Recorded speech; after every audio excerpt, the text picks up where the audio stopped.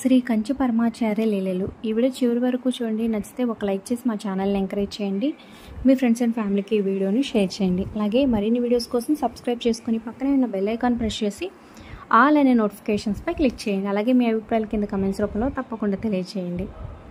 అది కుంభకోణం ప్రధాన కేంద్రంగా శ్రీమఠం కార్యకలాపాలు జరుగుతున్న సమయం. మఠం వెనుక భాగంలో పెద్ద గోశాల ఉండేది. ఒకరోజు మఠానికి సంబంధం లేని ఒక గోవు గోశాలలో గడ్డి మేస్తూ నీరు తాగుతూ కనిపించింది. ఆ ఆవు ఎవరిదో ఎవరికీ తెలియదు. చుట్టుపక్కల వారికి ఈ విషయం తెలియపరిచినా ఎవ్వరూ ఆ ఆవు కోసం రాలేదు. 4-5 రోజులు అలాగే గడిచిపోయాయి. మఠం శ్రీకార్యం పరమాచార్య స్వామిని ఆవుని బయటకు పంపిద్దామా అని అడిగాడు. అది మఠం ఆవు కాదు కాబట్టి దాన్ని బయటకు పంపించాలి అనుకుంటే ఈ మఠంలో ఉన్న చాలా మందిని బయటకు పంపించాల్సి ఉంటుంది అని బదులిచ్చారు. నిజానికి అప్పటికి శ్రీమఠంలో చాలామంది ఊరికే ఏ పని లేక అక్కడే ఉంటూ తిని పడుకుంటున్నారు. ఆవు ఏమీ మాట్లాడదు కాబట్టి దాని యజమాని ఎవరో మనకు తెలిసే అవకాశం లేదు. మన గోశాలలోనే ఉండనివ్వండి, దాన్ని కాపాడడం మన కర్తవ్యం అని స్వామి సెలవిచ్చారు. కొన్ని రోజుల తర్వాత ఆవు ఈనడానికి సిద్ధంగా ఉంది. కొన్ని రోజుల తరువాత అది ఈనింది. మేనేజరు స్వామివారి వద్దకు వచ్చి ఆవు ఈనిన తరువాత వచ్చే జున్ను పాలు రావడం ఆగిపోయాయి. ఆ ఆవు మంచి జాతి ఆవు అనుకుంటాను, మంచి ఆహారం తీసుకున్నట్లు ఉంది. రోజుకు 4 సేర్ల పాలు ఉదయం మరియు సాయంత్రం 2 పూటలా ఇస్తుంది అని చెప్పారు. వెంటనే స్వామివారు మొత్తం పాలని కలతీశ్వర దేవస్థానంలో అభిషేకానికి ఇవ్వండి.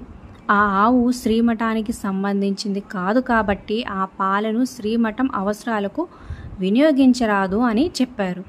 2 రోజులు గడిచిపోయాయి. పరమాచార్య స్వామివారు మేనేజర్ని అడిగారు ఆ పాలను ఏం చేస్తున్నారు అని. మేనేజరు కాస్త కంగారుగా ఆ పాలని రోజు కాలాతీశ్వర దేవస్థానంలో ఇవ్వడానికి అన్ని ఏర్పాట్లు చేశాను అని చెప్పారు. అలాగే ఆవు దూడని శివాలయానికి ఇచ్చేయండి. అవి ఇక్కడ ఉంటే పొరపాటున ఆ పాలని శ్రీమఠంలో వాడుకుంటారు అని ఆజ్ఞాపించారు. స్వామివారు ఆజ్ఞ ప్రకారం మేనేజర్ చేశాడు. కానీ దేవస్థానంలో అప్పటికే చాలా గోవులు ఉండడం వల్ల ఇంకొకటి తీసుకోవడానికి కొంత విముఖత చూపించారు. ఆలయ ధర్మకర్తలు ఆవులను వేలం వేయాలని తలచారు. అలా అమ్మిన ఆవులు నేరుగా వధశాలలకు వెళ్తాయని స్వామివారు ఆందోళన చెందారు.